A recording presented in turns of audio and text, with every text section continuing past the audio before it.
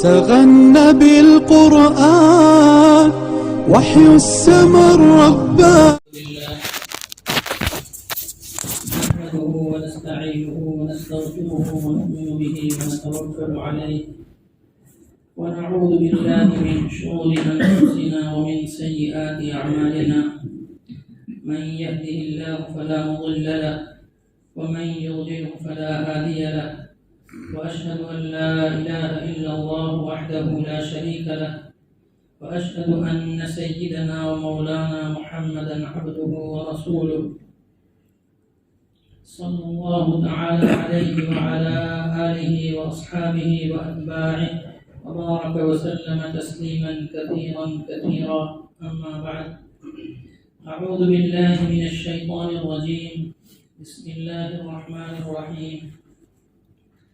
والذين يكنزون الذهب والفضة ولا ينفقونها في سبيل الله فبشرهم بعذاب أليم يوم يحمى عليها في نار جهنم فتقوى بها جباههم وجنوبهم وظهورهم هذا ما كنزتم لأنفسكم فذوقوا ما كنتم تكنزون. صدق اللہ العظیم. بزرگان محترم، میں نے آپ حضرات کے سامنے قرآن کریم کی ایک آیت کریمہ کی تلاوت کی ہے. اسی کی روشنی میں کچھ مختصر باتیں عرض کرنے کا ارادہ ہے. دعا فرمائیں حق تعالی اخلاص کے ساتھ مفید اور نافع باتیں کرنے کی توفیق عطا فرمائیں اور اپنے فضل سے ہم سب کے حق میں ان کو مفید بھی بنائیں. میں نے جس آیت کریمہ کو تلاوت کیا اس کا ترجمہ ہے: جو لوگ سونے اور چاندی کا ذخیرہ کرتے ہیں اور ان کو اللہ کی راہ میں خرچ نہیں کرتے، اے نبی آپ ان کو خوشخبری سنا دیجیے دردناک سزا کی. اس دن جس دن سونے چاندی کو آگ میں تپایا جائے گا، پھر اس کے ذریعے ان کی پیشانیوں کو اور ان کے پہلوؤں کو اور ان کی پشتوں کو، پیٹھوں کو داغا جائے گا اور یہ کہا جائے گا یہ وہ مال ہے جو تم نے اپنے لیے ذخیرہ کیا، بس تم سزا چکھو اس سبب سے کہ تم ذخیرہ کیا کرتے تھے. اس آیت کریمہ میں ان لوگوں کے لیے وعید شدید ہے جو مالی حقوق ادا نہیں کرتے، چاہے وہ زکوٰۃ ہو یا صدقات واجبہ ہو یا نفقات واجبہ ہو، دوسروں کے واجب خرچ ادا نہیں کرتے، ان کے لیے وعید ہے. قرآن کریم نے بیشتر مقامات پر جہاں نماز کا حکم دیا ہے وہیں زکوٰۃ کا حکم دیا ہے. اقیموا الصلاۃ وآتوا الزکاۃ، نماز قائم کرو، زکوٰۃ ادا کرو. یقیمون الصلاۃ ویؤتون الزکاۃ، وہ نماز قائم کرتے ہیں، زکوٰۃ ادا کرتے ہیں. اقاموا الصلاۃ وآتوا الزکاۃ، المقیمون الصلاۃ والمؤتون الزکاۃ. بیشتر مقامات پر نماز کے ساتھ زکوٰۃ کا حکم ہے. زکوٰۃ ان 5 بنیادی ارکان میں سے ہے جن پر اسلام کی بنیاد ہے. بنی الاسلام علی 5: شہادت ان لا الہ الا اللہ وان محمد رسول اللہ واقام الصلاۃ وایتاء الزکاۃ وصوم رمضان وحج البیت ان استطعت الیہ سبیلا او کما قال صلی اللہ علیہ وسلم. اسلام کی بنیاد 5 چیزوں پر ہے. زبان سے اس بات کی گواہی دینا کہ اللہ کے علاوہ کوئی معبود نہیں اور محمد صلی اللہ علیہ وسلم اللہ کے رسول ہیں. نماز قائم کرنا، زکوٰۃ ادا کرنا، رمضان کے روزے رکھنا اور بیت اللہ کا حج کرنا اگر اس کی طاقت ہو۔ تو زکوٰۃ یہ اسلام کے بنیادی ارکان میں سے اور یہ مالی حقوق میں سے ہے۔ جو شخص اس میں کوتاہی کرتا ہے وہ وعید شدید کا مستحق ہوتا ہے۔ اس لیے ہم سب کی ذمہ داری ہے کہ ہم پر کون کون سے مالی حقوق واجب ہوتے ہیں، ہم ان کو ادا کرنے کی کوشش کریں۔ چونکہ انسان کی فطرت میں مال کی محبت ہے، اس لیے عام طور پر انسان مالی حقوق ادا کرنے میں کوتاہی کرتا ہے۔ لیکن چونکہ مال یہ اللہ تبارک و تعالیٰ کی دین ہے، اللہ تعالیٰ کی عطا ہے۔ انسان کو جو کچھ مال حاصل ہوتا ہے وہ اللہ تبارک و تعالیٰ کی عطا سے حاصل ہوتا ہے، اللہ تبارک و تعالیٰ کی طرف سے بطور رزق کے حاصل ہوتا ہے، چاہے وہ تجارت کے ذریعے حاصل کرتا ہو، ملازمت کے ذریعے حاصل کرتا ہو، یا کاشتکاری کے ذریعے حاصل کرتا ہو، یا جس کسی پیشے کے ذریعے بھی وہ مال حاصل کرتا ہے۔ دراصل یہ اللہ تبارک و تعالیٰ کی عطا ہے اور اللہ تبارک و تعالیٰ کی طرف سے ملا ہوا رزق ہے۔ انسان صرف دکان کھولتا ہے لیکن گاہک کون بھیجتا ہے؟ یہ اللہ تبارک و تعالیٰ بھیجتے ہیں۔ اگر آدمی دکان کھول کر بیٹھے اور گاہک نہ آئے تو کیا کر سکتا ہے؟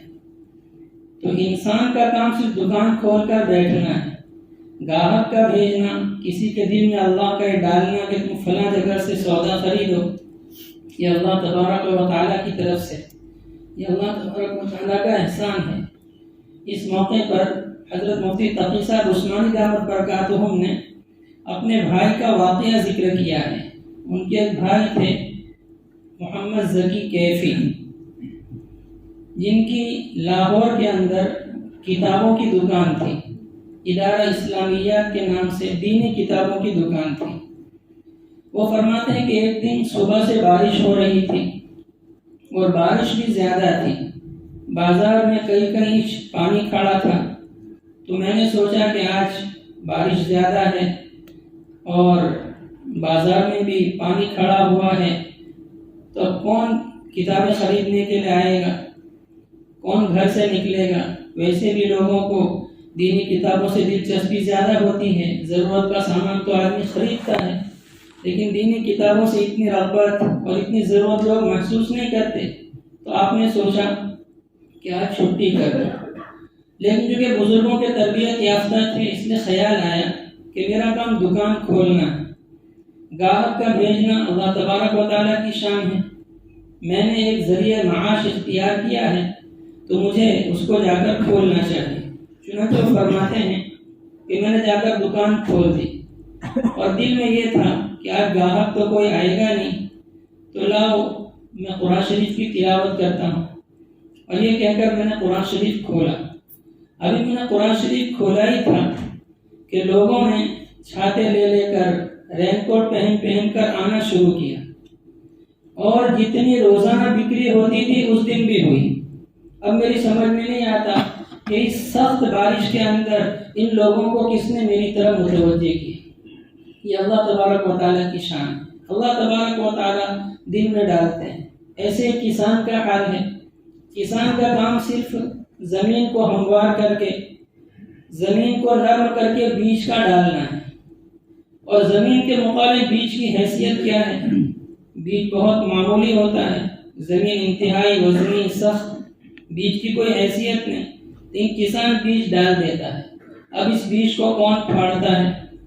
پھر ان معمولی سا بیج اس سے کونپل نکلتی ہے جو انتہائی نازک ہوتی ہے، لیکن یہ کونپل زمین کو پھاڑ کر نکلتی ہے، پھر یہ کونپل سردی گرمی برسات میں محفوظ رہتی ہے، اور پھر یہی کچھ دنوں کے بعد پودا بنتی ہے اور اسی پر دانے آتے ہیں، اور اسی سے کسان کو غلہ حاصل ہوتا ہے۔ تو کسان کا کام صرف غلہ ڈالنا ہے، بیج ڈالنا ہے، لیکن اس کو پھاڑنا، اس سے کوپل بنانا، کوپل کو پودا بنانا اور اس پہ دانے لگانا، یہ سب اللہ تبارک و تعالیٰ کے فضل۔ ایسے ہی جتنے بھی انسان کے پیشے ہیں، جتنی بھی انسان کی کمائی کے ذرائع ہیں، ان سب میں اگر غور کریں گے تو وہ اللہ تبارک و تعالیٰ کی صلاحیت ہے، اللہ تبارک و تعالیٰ کی دی ہوئی صلاحیت ہے۔ ڈاکٹر کیسے بنتا ہے، انجینئر کیسے بنتا ہے، ٹیچر کیسے بنتا ہے، وہ اللہ تعالیٰ کی دی ہوئی صلاحیت سے، اللہ تبارک و تعالیٰ کی دی ہوئی قوت سے۔ تو ساری چیزیں جو انسان کو دنیا میں حاصل ہوتی ہیں وہ اللہ کی دین ہے۔ اسی لیے اللہ پاک نے فرمایا للہ ما فی السماوات و ما فی الارض، اللہ ہی کا ہے جو کچھ آسمانوں میں ہے، جو کچھ زمین میں ہے۔ تو انسان کے پاس جو کچھ مال ہے وہ اللہ کا عطا کیا ہوا ہے۔ اس وجہ سے اللہ تبارک و تعالیٰ نے زکوٰۃ کو فرض فرمایا، اور زکوٰۃ جیسا کہ کل عرض کیا بہت معمولی مقدار فرض کی ہے۔ اللہ تبارک و تعالیٰ نے جو مال انسان کے ذمے زکوٰۃ کی صورت میں فرض کیا ہے، واجب کیا، وہ بہت معمولی ہے۔ 100 میں سے 2.5 روپیہ، 40 میں سے 1 روپیہ، اور وہ مال بھی جبکہ انسان کے پاس 1 سال تک زائد پڑا رہے، اس پر 1 سال گزر جائے، مال آتے ہی زکوٰۃ فرض نہیں ہو جاتی، 1 سال تک وہ مال اس کے پاس رہتا ہے۔ اور مال کی ہر مقدار پر زکوٰۃ فرض نہیں، ایک مخصوص مقدار ہے۔ 52.5 تولہ چاندی، آج کل کے حساب سے 612 گرام چاندی، یا 7.5 تولہ چاندی سونا، آج کے زمانے سے 87 گرام سونا، یا اس کی قیمت کا مال۔ جب اتنا مال انسان کے پاس ضرورت کے زائد ہو اور 1 سال گزر جائے تو اللہ تبارک و تعالیٰ نے اس پر 2.5% زکوٰۃ فرض کی ہے۔ تو زکوٰۃ ہر مال کے اوپر فرض نہیں ہے، 4 قسم کے مال پر زکوٰۃ فرض ہے۔ ایک تو سونے پر، جبکہ 7.5 تولہ ہو، آج کے حساب سے 87 گرام اور کچھ ملی گرام۔ چاندی، جبکہ 52.5 تولہ ہو، آج کے حساب سے 612 گرام اور کچھ ملی گرام۔ اور رائج الوقت سکہ، نقد، چاہے نوٹ کی صورت میں ہو، سکے کی صورت میں ہو، اپنے پاس ہو، بینک میں ہو۔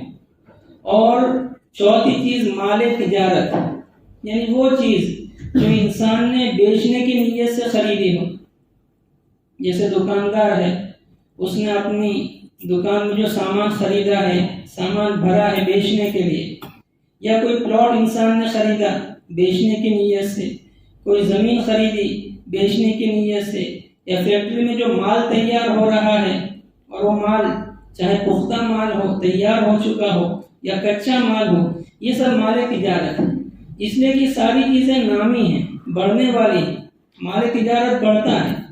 آج ایک آدمی نے 40,000 کا سامان خریدا تو 40,000 میں فروخت نہیں کرے گا، وہ اس کو 50 میں خرچ کرے گا، 60 میں خرچ کرے گا۔ ایسی سونا چاندی بھی نامی ہے، بڑھنے والا ہے۔ آدمی گھر میں لے کر سونا لے کر رکھ دے تو آج جو اس کی قیمت ہے، کچھ دن کے بعد اس کی قیمت بڑھ جائے گی۔ کسی زمانے میں سونا 40,000 کا تھا، پھر 50,000 کا ہو گیا، 55,000 کا ہو گیا۔ تو یہ سب مال نامی، بڑھنے والے نام ہیں۔ بہت سارے مال پر زکوٰۃ فرض نہیں ہے، ضرورت کی جو چیزیں ان پر زکوٰۃ فرض نہیں۔ آدمی کا رہنے کا مکان ہے تو اس پر زکوٰۃ فرض نہیں ہے۔ استعمال کا جو سامان ہے ضرورت کا، اس کے اوپر زکوٰۃ فرض نہیں ہے۔ ہیرے جواہرات، اس پر زکوٰۃ فرض نہیں ہے۔ زیورات جو دوسری دھاتوں کے بنے ہیں، پلیٹینم کے، تو اس کے اوپر زکوٰۃ فرض ہے۔ ہاں، سونے چاندی کے جو زیورات ہیں اس پر زکوٰۃ فرض ہے۔ بہت سی مرتبہ آدمی کو یہ دھوکہ ہوتا ہے کہ یہ زیور تو استعمالی زیور ہے، اس کے اوپر زکوٰۃ نہیں، حالانکہ استعمالی زیور پر بھی زکوٰۃ فرض ہے۔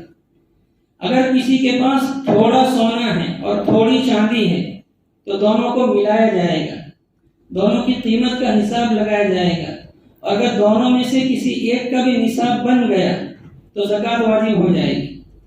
کسی کے پاس کچھ چاندی ہے، کچھ سونا ہے، کسی کے پاس کچھ پیسے ہیں، کچھ سونا ہے، تو اس پیسے کو اور اس سونے کو ملایا جائے گا۔ اور اگر چاندی اور سونے میں سے کسی کا نصاب بن جائے گا تو اس پر زکوٰۃ فرض ہو جائے گی۔ آج کل سونا مہنگا ہے، اس کا نصاب تقریباً 4.5 لاکھ، 4.25 لاکھ پر بنتا ہے، لیکن چاندی سستی ہے۔ کل جیسے میں نے عرض کیا 48,000 روپے پر چاندی کا نصاب بن جاتا ہے۔ تو اگر کسی کے پاس اتنی چاندی ہے تو زکوٰۃ فرض ہو جائے گی، یا سونا چاندی ملا کر اتنا ہے تو زکوٰۃ فرض ہو جائے گی۔ یا سونا اور روپیے ملا کر یا چاندی اور روپیے ملا کر اتنی قیمت کی چاندی اور اتنے روپیے ہیں تو اس وقت زکوٰۃ فرض ہو جائے. عام طور پر عورتوں کے اوپر زکوٰۃ فرض ہوتی اس لیے کہ ان کے پاس کچھ نہ کچھ سونا تو ہوتا ہی ہے. بچپن ہی سے ان کو سونے کا عادی بنایا جاتا ہے. ابھی تو پیدا ہوئی اور اس کے پاس سونا چاندی آنا شروع ہو جاتا ہے. تو عورتوں کے پاس عامتاً کچھ نہ کچھ سونا چاندی ہوتا ہے اور وہ اتنی مقدار آج کل کے حساب سے ہوتا ہے کہ 48,000 کی قیمت کو پہنچ جاتی ہے. اس لیے ضروری ہے کہ ہم اپنے گھروں کا بھی جائزہ لیں, اپنا بھی جائزہ لیں. اور اسلام میں مرد کی مالیت الگ ہے, عورت کی مالیت الگ ہے. اگر مرد کا سونا ہے تو مرد پر زکوٰۃ واجب ہوگی, اور اگر عورت کا سونا ہے تو عورت کا سونا جیسے وہ شادی کے وقت اپنے گھر سے لائی, ماں باپ کے یہاں سے لائی, یا اس نے اپنے پیسوں سے خریدا, یا شوہر نے اس کو کوئی سونا مہر کے طور پر دیا, تو یہ سونا عورت کا ہے. اس میں زکوٰۃ عورت پر واجب ہے. ہاں, ایک دوسرے سے زکوٰۃ ادا کر سکتے ہیں. عورت پر زکوٰۃ واجب ہے, شوہر کہے کہ میں تمہاری طرف سے ادا کرتا ہوں تو کر سکتے ہیں, لیکن اجازت کی ضرورت ہوگی. اگر عورت اجازت دے تو ادا کر سکتی ہے. یا شوہر کے پاس سونا ہے, عورت ادا کر دے. عامتاً ہمارے یہاں شادی بیاہ میں جو سونا چڑھایا جاتا ہے وہ دراصل مرد کا ہوتا ہے. عورت کو اس کا مالک نہیں بنایا جاتا. عورت کو بطور عاریت کے دیا جاتا ہے, بطور استعمال کے دیا جاتا ہے. وہ پہنتی ہے, استعمال کرتی ہے, ورنہ وہ دراصل سونا مرد کا ہے. اس لیے اس کی زکوٰۃ مرد پر واجب. لیکن اگر مرد کہہ دے کہ یہ سونا میں نے تم کو دے دیا, اب اس کی مالک تم ہو, تو اس کی زکوٰۃ عورت کے اوپر واجب ہوگی, مرد کے اوپر نہیں. تو شریعت میں مرد کی مالیت الگ ہے, عورت کی مالیت الگ ہے. ایسے اگر گھر میں کئی کمانے والے ہیں, باپ بھی کماتا ہے, بیٹے بھی کماتے ہیں, بیٹے بالغ ہیں, تو بیٹوں کی مال کی زکوٰۃ بیٹوں پر واجب ہوگی. باپ کی مال کی زکوٰۃ باپ کے اوپر ہوگی. یہ نہیں کہ اگر باپ نے ادا کر دی تو سب کی زکوٰۃ ادا ہو جائے گی. ہاں, اگر باپ اپنی طرف سے بیٹوں کی مال کی زکوٰۃ ادا کر دے تو ان کی اجازت سے ادا ہو سکتی ہے. تو جتنے کمانے والے ہیں, جتنے لوگ مال کے مالک ہیں اور صاحب نصاب ہیں, تو ان کے اوپر زکوٰۃ فرض ہے. تو اسلام میں زکوٰۃ کا ایک نظام ہے. آج کل بہت سی مرتبہ ایسا ہوتا ہے کہ مالیت متعین ہی نہیں ہوتی. یہ مال کس کا ہے اور یہ مال کس کا ہے, اس کی مالیت متعین نہیں ہوتی. اور اس کی وجہ سے انتقال کے بعد بھی میراث کے بھی مسائل ہوتے ہیں. گھر میں بہت ساری چیزیں ایسی ہوتی ہیں جس میں مالیت متعین نہیں ہوتی. یہ برتن کس کا ہے, یہ چیز کس کی ہے, یہ پتہ نہیں ہوتا. اس لیے مالیت کو متعین کرنا چاہیے. اس لیے مسئلہ ہے کہ اگر چھوٹی اولاد ہے تو آدمی اس کو کوئی چیز دیتا ہے تو اس کو مالک نہ بنائے. اگر مالک بنائے گا تو پھر وہ اسی کی ہو جائے گی. اس میں باپ تصرف نہیں کر سکتا, باپ اس کو استعمال نہیں کر سکتا. اس کو عاریت پر دے کہ یہ میری ہے, تم استعمال کرو. جب ضرورت ختم ہو جائے گی میں اس کو کسی اور کو دے دوں. بچوں کو جو ہدیہ وغیرہ دیا جاتا ہے تو اس میں بچوں کا حق ہوتا ہے. اس کو باپ استعمال نہیں کر سکتا, ماں استعمال نہیں کر سکتی. بچہ اجازت دے تب بھی استعمال نہیں کر سکتا, اس لیے کہ وہ نابالغ ہے, اس کی اجازت کا اعتبار نہیں ہے, وہ مال اسی کا ہے. تو مال کے بڑے مسائل ہیں. تو اس میں ہمیں بہت زیادہ احتیاط کرنے کی ضرورت ہے. جتنی چیزیں گھر کے اندر ہوں اس کی مالیت متعین ہونی چاہیے, اس کی ملکیت متعین ہونی چاہیے کہ اس مال کا مالک کون ہے. اور جب سال ختم ہو تو پھر معلوم کرنا چاہیے کہ اس پر زکوٰۃ فرض ہے نہیں. جو استعمالی چیزیں ہوتی ہیں اس پر زکوٰۃ فرض نہیں. جیسے استعمال کی گاڑی ہے تو اس پر زکوٰۃ فرض نہیں. ہاں, اگر گاڑی کسی نے بیچنے کی نیت سے خریدی ہے تو اس پر زکوٰۃ فرض ہو جائے گی. کرائے کے جو مکانات ہوتے ہیں اس پر زکوٰۃ فرض نہیں. ہاں, جو اس کی آمدنی ہوگی اس پر زکوٰۃ فرض ہوگی. اس کی آمدنی اصل نصاب کے ساتھ مل کر جو اگر نصاب بن جاتا ہے تو آمدنی کے اوپر زکوٰۃ ہوگی. لیکن کرائے کے جو مکانات ہوتے ہیں, کرائے کے روم ہوتے ہیں, یا کرائے پہ جو گاڑیاں چلتی ہیں تو ان گاڑیوں کے اوپر زکوٰۃ نہیں ہے. ہاں, اس کی جو آمدنی ہوتی ہے, جو آوک ہوتی ہے, اس پر زکوٰۃ فرض ہوتی ہے. تو یہ زکوٰۃ کے کچھ مسائل ہیں, ہمیں اس کو معلوم کرنے کی ضرورت ہے. اس طریقے سے شیئرز ہوتے ہیں تو شیئرز پر بھی زکوٰۃ فرض ہوتی ہے. شیئرز دو قسم کے ہوتے ہیں. کچھ شیئرز وہ ہوتے ہیں جس میں آدمی اس نیت سے خریدتا ہے کہ ہم یہ شیئر خریدیں گے تو اس کا نفع ہمیں سال بھر ملتا رہے گا, ڈیویڈنڈ اس کا ملتا رہے گا. اس میں آدمی کے لیے شیئر بیچنے کی نہیں ہوتی بلکہ کمپنی کی طرف سے نفع حاصل کرنے کی ہوتی ہے، اس کا مسئلہ الگ ہے۔ اور کچھ شیئر آدمی اس نیت سے خریدتا ہے کہ جب اس شیئر کی قیمت بڑھ جائے گی تو اس وقت میں اس کو خرچ کروں گا، میں اس کو بیچ دوں گا، تو یہ جو شیئر ہوتا ہے اس پوری قیمت پر شیئر کی زکوٰۃ واجب ہوگی۔ اور زکوٰۃ کے باب میں یہ بھی مسئلہ ہے کہ جس قیمت پر آدمی کسی چیز کو خریدتا ہے اس قیمت کا اعتبار نہیں، بلکہ جس دن اس پر زکوٰۃ واجب ہوئی ہے اس دن اس کی کیا قیمت ہے اس کے اوپر زکوٰۃ واجب ہوگی۔ جیسے آج کسی نے شیئر خریدا 2000 کے حساب سے اور آئندہ سال اس کی قیمت 2500 روپے ہوگی، تب اس پر 2500 کے حساب سے زکوٰۃ واجب ہوگی، 2000 کے حساب سے نہیں، بشرطے کہ وہ شیئر اس نے بیچنے کی نیت سے خریدا۔ اگر ڈیویڈنڈ کے لیے خریدا ہے، نفع حاصل کرنے کے لیے خریدا ہے، تو پھر اس صورت میں مسئلہ یہ ہے کہ کمپنی سے معلوم کیا جائے گا کہ اس کی جتنی بھی جائیداد ہے، اس کی جتنی ملکیت ہے، جتنے اثاثے ہیں، اس میں جامد اثاثے کتنے ہیں، جیسے بلڈنگ، کمپنی کا سامان، گاڑیاں وغیرہ، اور کتنا سامان اس کا مال تجارت کا ہے، یہ کمپنی سے معلوم کیا جائے گا۔ اس میں اگر یہ پتہ چلتا ہے کہ 60% اثاثے اس کے جامد ہیں، بلڈنگ کی صورت میں ہے، زمین کی صورت میں ہے، مشینری کی صورت میں ہے، گاڑیوں کی صورت میں، اور 40% اثاثے اس کے، 40% ملکیت اس کے پاس مال جو اس کے تجارت کے قبیل سے ہے، مال تجارت ہے، خام کچا مال ہے، تو اس صورت میں اس شیئر کی جو اصل قیمت ہوگی اس کے 40% پر زکوٰۃ واجب ہوگی، 60% پر واجب نہیں ہوگی۔ تو شیئر کی جو مسائل ہیں یہ بھی علماء سے معلوم کرنے کی ضرورت ہے، اور اس میں یہ بھی کہ آج کی جو قیمت ہے اس پر زکوٰۃ واجب ہوگی۔ جو تجارت کرتے ہیں ان کے لیے، جو تاجر لوگ ہوتے ہیں، دکاندار ہوتے ہیں، تو قیمتیں کل 3 قسم کی ہوتی ہیں، ایک ریٹیل، ایک ہول سیل اور ایک پورے اسٹاک کی۔ تو علماء نے اس میں سہولت دی ہے کہ اس میں اگر کوئی شخص پورے اسٹاک کی قیمت لگا لے تو اس صورت میں زکوٰۃ ادا ہو جائے گی، ریٹیل قیمت لگانے کی ضرورت نہیں، ہول سیل قیمت لگانے کی ضرورت نہیں، لیکن دکان کا جتنا مال ہے اگر کوئی شخص اس کو ایک ساتھ بیچنا چاہے تو اس کی کیا قیمت آئے گی، لیکن قیمت لگانا ضروری ہے، اور اگر ہول سیل کی قیمت لگا لے تو بہت اچھا ہے۔ احتیاط اسی میں ہے کہ پورے اسٹاک کی قیمت لگانے کے مقابلے میں ہول سیل کی قیمت لگانے۔ آج کل عامةً لوگ زکوٰۃ ادا کرتے ہیں لیکن زکوٰۃ کا پورا حساب نہیں لگاتے، سوچتے ہیں کہ کون حساب کرے، کون ساری چیزوں کو گنے، جس کی وجہ سے پوری زکوٰۃ ادا نہیں ہوتی۔ اس لیے آدمی کو احتیاطاً حساب لگانا چاہیے اور حساب سے تھوڑی زیادہ زکوٰۃ ادا کرنا چاہیے۔ جیسے حدیث شریف میں آتا ہے کہ آدمی کی زکوٰۃ کا 1 درہم بھی اگر مال کے ساتھ مل جائے گا تو دوسرے مال کو ہلاک کر دے گا۔ ایک حدیث میں آتا ہے، فرمایا نبی کریم صلی اللہ علیہ وسلم نے، جہاں بھی بر میں، بحر میں، خشکی میں، تری میں مال خرچ ہوتا، مال ہلاک ہوتا ہے، وہ زکوٰۃ کے روکنے کی وجہ سے ہلاک ہوتا ہے۔ تو زکوٰۃ کی وجہ سے مال میں برکت ہوتی ہے، اور زکوٰۃ کو روکنے کی وجہ سے مال کے اندر بے برکتی ہوتی ہے، وہ ہلاکت کا سبب بن جاتا ہے۔ اس لیے آدمی کو زکوٰۃ خوش دلی کے ساتھ اور پورا حساب کتاب کر کے، علماء سے مسائل معلوم کر کے اس کو ادا کرنا چاہیے۔ پھر زکوٰۃ میں ایک مسئلہ یہ بھی ہے کہ زکوٰۃ مستحق تک پہنچائے۔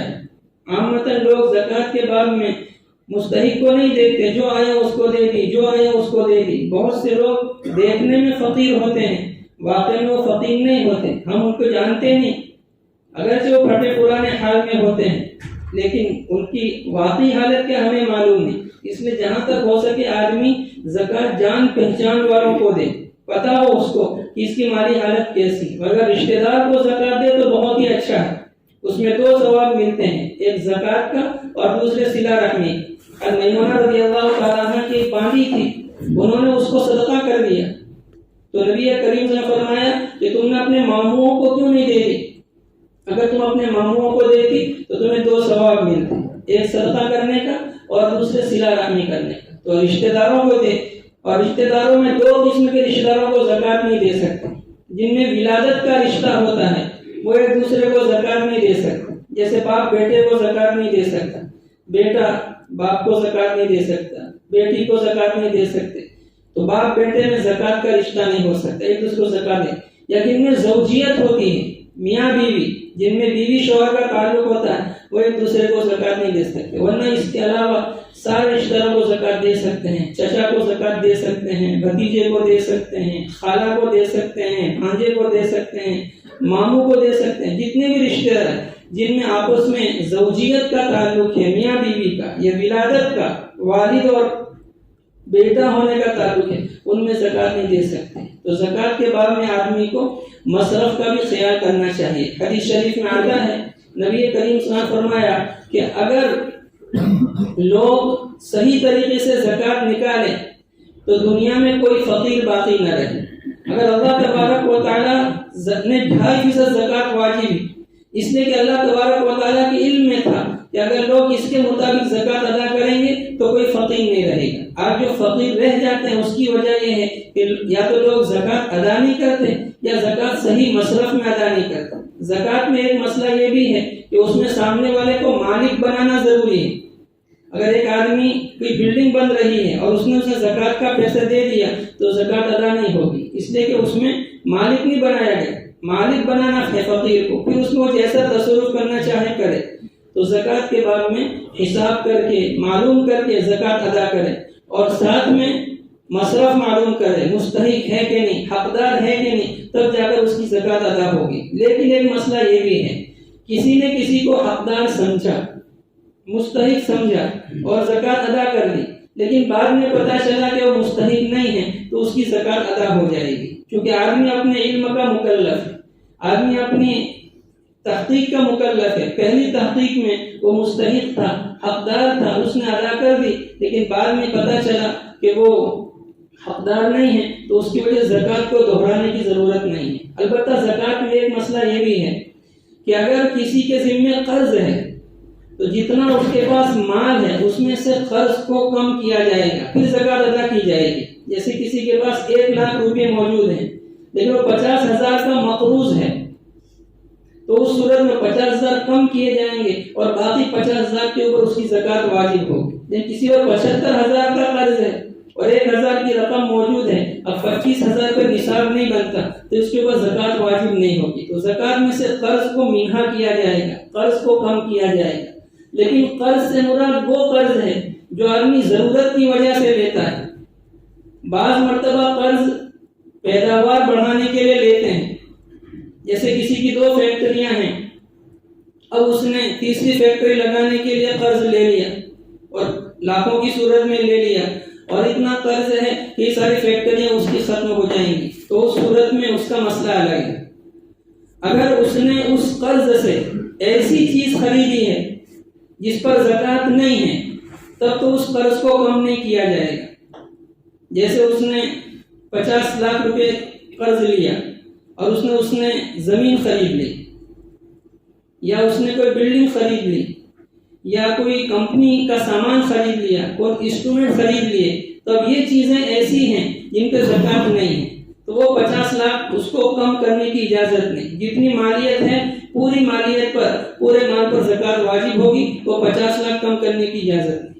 لیکن اگر اس نے اس 50 لاکھ سے ایسا سامان خریدا جس پر زکوٰۃ واجب ہے، جیسے کچا مال خریدا یا تجارت کا سامان خریدا یا پکا مال خریدا، تو چونکہ یہ سب مال تجارت ہے، خام مال ہو پکا مال ہو تو اس پر زکوٰۃ واجب ہے، تو اس صورت میں وہ 50 لاکھ کم کر سکتا ہے۔ تو جو پیداواری صدقے ہوتے ہیں، جو لوگ اپنی پیداوار کو بڑھانے کے لیے، کمپنی قائم کرنے کے لیے زکوٰۃ قرض لیتے ہیں، تو اس کو کم کرنے کی اجازت نہیں ہے۔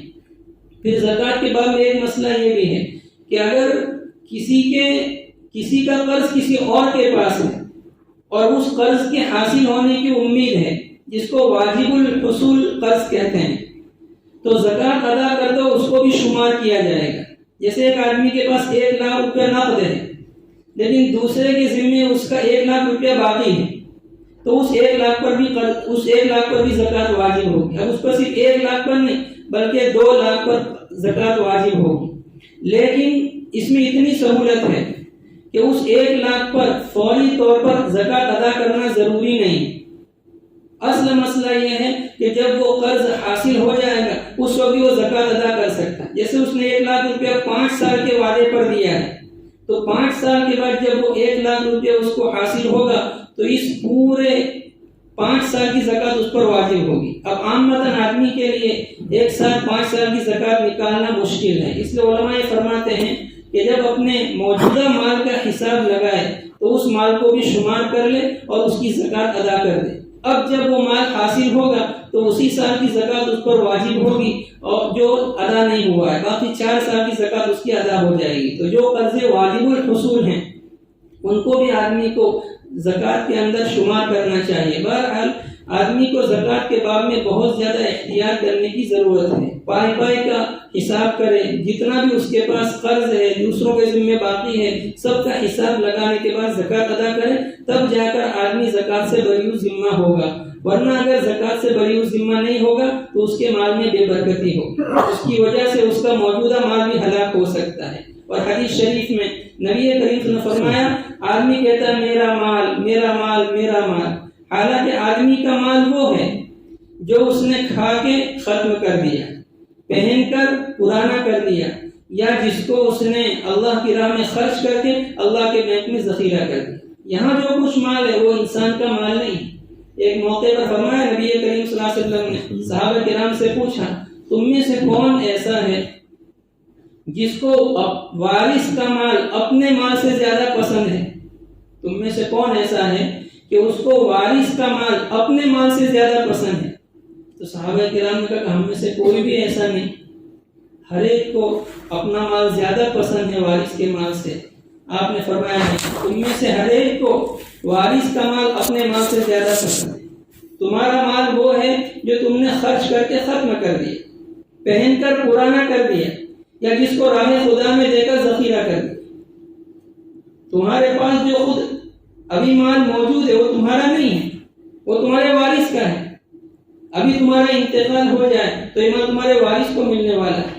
تو آدمی کو اپنے مال سے محبت کم اور اس مال سے زیادہ محبت ہے جو اس کے پاس موجود ہے، جو دراصل اس کا نہیں ہے، دراصل وارث کا ہے۔ چنانچہ حضرت ابو ذر غفاری رضی اللہ کے بارے میں قصہ آتا ہے فضائل صدقات میں کہ ایک آدمی آپ کے پاس گیا اور کہا کہ میں آپ کی خدمت میں رہنا چاہتا ہوں، آپ کے اونٹ چراؤں گا، آپ کے چرواہے کی مدد کروں گا۔ تو کہا میرے ساتھ رہو، لیکن میری شرط یہ ہے کہ جب میں کہوں کہ میرے مال میں سے کچھ صدقہ کرنا ہے، راہ خدا میں خرچ کرنا ہے، تو جو سب سے عمدہ قسم کا سامان ہوگا، عمدہ قسم کا اونٹ ہوگا، وہ تمہیں خرچ کرنا پڑے گا۔ تو کہا ٹھیک ہے۔ چنانچہ وہ آپ کی خدمت میں رہنے لگے۔ ایک دن آپ کو پتا چلا کہ فلاں جگہ فلاں چشمے پر کچھ قبیلے ہیں، کچھ لوگ ہیں وہ محتاج ہیں، ان کو ضرورت ہے۔ تو آپ نے اس آدمی کو بلایا، قابل وہ سلمی تھا، بنو سلیم سے تعلق رکھتا تھا، کہ ادھر آؤ، ان کا کہ ایک اونٹنی لے کر آؤ اور اس کو ذبح کر دو، اور اتنے حصے کرو جتنے وہاں گھرانے تھے، اور ایک حصہ میرا بھی رکھنا، اور اس میں زیادہ نہ ہے، جتنا حصہ ان کا اتنا میرا۔ چنانچہ وہ ایک اونٹ لے کر آئے، بلکہ اونٹنی لے کر آئے۔ حضرت ابوذر کی نظر اس سے عمدہ اونٹ پر پڑ گئی، تو آپ نے کہا کہ تم نے وعدہ خلافی کی، میں نے کہا تھا کہ جو سب سے عمدہ چیز ہو تمہیں خرچ کرنا ہے، تم یہ اونٹنی لے کر آئے، یہ تو اس کی مخالفت دی ہے، عمدہ تو وہ ہے، اب بتاؤ تم وعدہ بھول گئے تھے یا تم نے جان بوجھ کر کیا؟ تو انہوں نے فرمایا کہ وہ جو اونٹ ہے بہت عمدہ ہے، سواری کے قابل ہے، جفتی کے قابل ہے، وہ یہ کام آتا ہے، یہ کام آتا ہے، اس کے بعد سب سے عمدہ یہ تھا، تو میں نے اس کو آپ کی ضرورت کے خیال سے رکھا۔ تو حضرت نے فرمایا تمہیں معلوم ہے میری ضرورت کا وقت کون سا ہے؟ میری ضرورت کا وقت وہ ہے جب میں مرنے کے بعد اللہ کے حضور حاضر ہو جاؤں گا، وہ میری ضرورت کا وقت، یہ میری ضرورت کا وقت نہیں ہے۔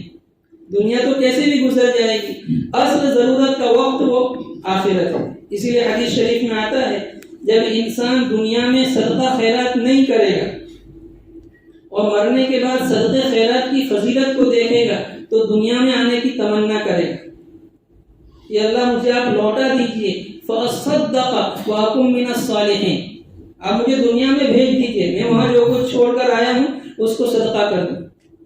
وہاں یہ تمنا نہیں کرے گا کہ میں وہاں جا کر نمازیں پڑھوں، دنیا میں جا کر روزے رکھوں، حج کروں، کوئی تمنا نہیں کرے گا، صدقہ کرنے کی تمنا کرے گا، اس لیے کہ صدقے کی بڑی فضیلت ہے۔ حدیث شریف میں آتا ہے، نبی کریم صلی اللہ علیہ وسلم فرمایا ہر شخص اپنے صدقے کے سائے میں ہوگا، قیامت کے دن کوئی سایہ نہیں ہوگا، ہر شخص اپنے صدقے کے، اپنی خیرات کے سائے میں ہوگا، جتنا صدقہ خیرات اس نے دنیا میں کیا ہوگا اسی کے بقدر اس کو سایہ ہوگا، اور قیامت کی ہولناکی سے اور قیامت کی جو پریشانیاں ہیں اس سے محفوظ رہے گا۔ اس لیے ہمیں اپنے مال کا صحیح استعمال کرنا چاہیے۔ اللہ تبارک و تعالیٰ نے ہمیں جو کچھ مال دیا ہے ہم اس کو اللہ کی راہ میں خرچ کریں، لیکن یہ ایک مسئلہ اور بھی ہے، ایک ہے حقوق واجبہ اور ایک ہے صدقات نافلہ۔ اگر کسی شخص کے ذمہ حقوق واجبہ ہے تو اس کو صدقات نافلہ نہیں کرنا چاہیے، پہلے حقوق واجبہ ادا کرے۔ حقوق واجبہ مثلا بیوی بچوں کے حقوق ہے، بوڑھے ماں باپ ہیں ان کا نام نفقہ ہے، یا کسی کا قرض لے رکھا ہے۔ بہت سی مرتبہ آدمی مسجد میں 5,000 دیتا ہے، 10,000 دیتا ہے، 15,000 دیتا ہے، اور دوسرے کا قرض ہے، تو یہ اس کا صدقات نافلہ کرنا صحیح ہے، اس کی ذمہ داری ہے کہ وہ پہلے وہ قرض ادا کرے، دوسرے کا اس کے ذمہ باقی ہے۔ اس لیے کہ حدیث شریف میں آتا ہے کہ اگر شہید بھی شہید ہو جائے گا راہ خدا میں تو جنت میں داخل نہیں ہوگا جب تک کہ اس نے قرض کو ادا نہ کیا ہو۔ اگر شہید ہوتا ہے، مجاہد راہ خدا میں شہید ہوتا ہے اور اس کے ذمہ کوئی قرض ہے تو جنت میں داخل نہیں ہوگا، اس کو روک لیا جائے۔ اس لیے نبی کریم صلی اللہ علیہ وسلم اس شخص کی نماز جنازہ نہیں پڑھتے تھے جس کے ذمہ کوئی قرض ہوتا تھا۔ اگر آپ علیہ السلام کو معلوم ہو جاتا تھا کہ مرنے والے کے ذمہ کسی کا قرض ہے تو کہ تم نماز پڑھ لو، میں اس کی نماز نہیں پڑھوں گا۔ اس سے آپ علیہ السلام کے دو منشا ہوتے تھے۔ ایک منشا یہ ہوتا تھا کہ لوگوں کے سامنے قرض کی قباحت آئے کہ قرض کتنی بری چیز ہے، بلا وجہ بلا ضرورت قرض نہیں لینا چاہیے، اور آدمی لے تو اس کو فوراً ادا کرنے کی کوشش کرے۔ تو قرض کی اہمیت اور قرض بلا وجہ قرض لینے قباحت بتانے کے لیے، اور دوسری وجہ آپ علیہ السلام یہ چاہتے تھے کہ صحابہ میں سے کوئی تیار ہو جائے اور اس کا قرض ادا کرے۔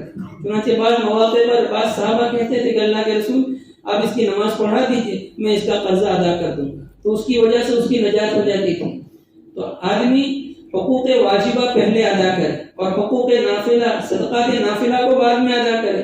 اگر مسجد میں دینا ہے تو پہلے دیکھ لے کہ میرے ذمہ کوئی واجب حق تو نہیں، ایسا تو نہیں کسی کا قرض میرے ذمہ ہو، کسی کا واجب حق میرے ذمہ ہو اور میں مسجد میں دے رہا ہوں۔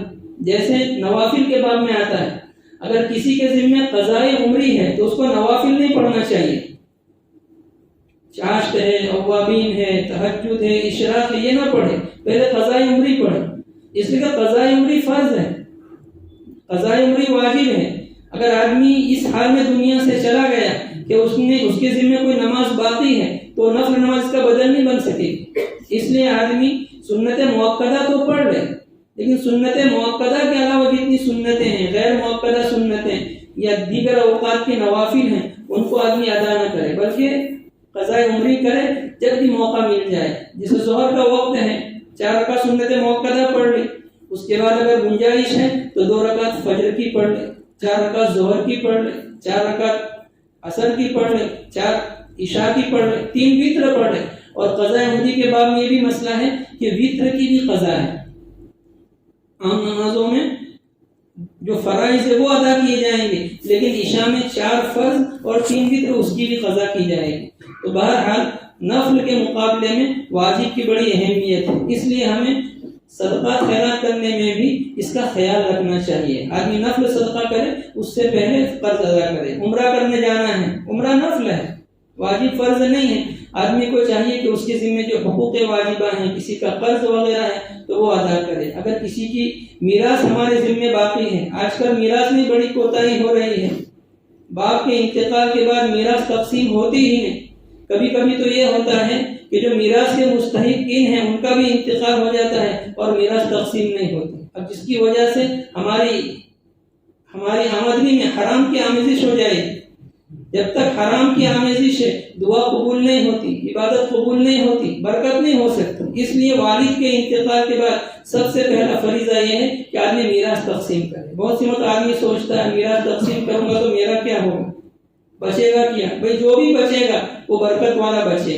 اگر 2 بیگھے بھی بچتے ہیں تو برکت والے ہیں, اس میں انشاءاللہ اللہ تعالیٰ آپ کا کام چلا دیں گے. آج کل اس سلسلے میں بڑی کوتاہی ہوتی ہے. اللہ تبارک و تعالیٰ نے میراث کے احکام کو وصیت سے بیان کیا ہے. یوصیکم اللہ فی اولادکم للذکر مثل حظ الانثیین.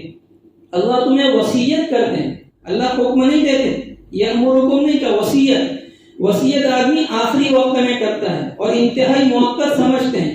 لوگوں کے یہاں وصیت کا بڑا لحاظ ہوتا ہے. میرے ابا نے وصیت کی ہے, میری اماں نے وصیت کی ہے, تو یہاں وصیت کون کر رہا ہے؟ اللہ پاک کر رہا ہے. تو اللہ پاک نے میراث کے احکام کو وصیت سے بیان کیا ہے. اور شریعت اسلامیہ میں عورت مرد کا دونوں کا میراث میں حق ہے. غیروں کے یہاں, برادران وطن کے یہاں عورتوں کا کوئی حق نہیں. وہ کہتے ہیں کہ شادی کر کے اس کو رخصت کر دیا تب اس کا کوئی حق نہیں, جبکہ اسلام میں ایسا نہیں. چاہے شادی کو اس کو کتنا ہی جہیز دیا ہو, کتنا ہی سامان دیا ہو, اس کے میراث کا حصہ کم نہیں ہوگا. میراث جتنی شریعت نے اس کے لیے مقرر کی ہے وہ دینا پڑے گی. بہت سے مرتبہ آدمی معاف کراتا ہے لیکن زبانی معاف کراتا ہے. بہنیں عورتیں دل سے معاف نہیں کرتی. معاف کرانے کا طریقہ یہ ہے کہ اتنا مال تمہارا ہے, لو. اب اس کے بعد کہ بھائی مجھے نہیں چاہیے تم لے لو, تو الگ چیز ہے. لیکن آدمی زبانی معاف کراتا ہے, جس کی وجہ سے صحیح معنی میں معاف نہیں ہوتا. اس لیے ہم سب کو جتنے بھی مالی حقوق ہیں ان میں بہت زیادہ احتیاط کرنے کی ضرورت ہے. اللہ تعالیٰ مجھے بھی اس کی توفیق عطا فرمائے اور آپ کو بھی. آمین. وآخر دعوانا الحمدللہ.